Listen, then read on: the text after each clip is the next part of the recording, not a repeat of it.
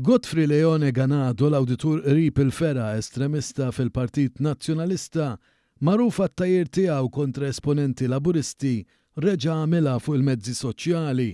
F'kidba li għamel fuq il-pjattaforma X, Leone Ganado stqar li l-membri parlamentari Ewropej għandhom jagħmlu r-rakkomandazzjonijiet tagħhom ħalli jkun hemm sanzjonijiet kontra l-fondi Ewropej għal Malta u dan brabta mal-ħidma tal-Gvern għal-riformi fl-inkjesti maġisterjali.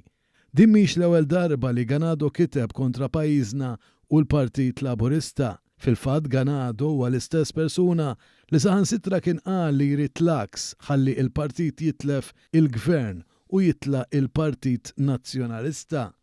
Ta' min ifakkar ukoll kif Ganado kien instab ħati fil-qorti tal-li pubblika kliem ta' tixwix u mibeda fil-konfront tal-Prim Ministru Robert Abela u lejn kull min jappartjeni għal Partit Laburista.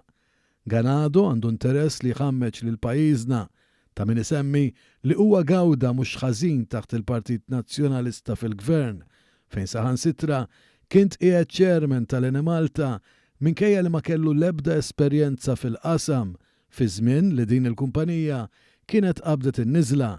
Huwa kien anki ħaddem lil Frank Samut bħala konsulent tiegħu u tal-bord tad-diretturi li ftit ta' snin wara kien wieħed minn dawk li kienu mixlija fl-iskandlu taż-żejt.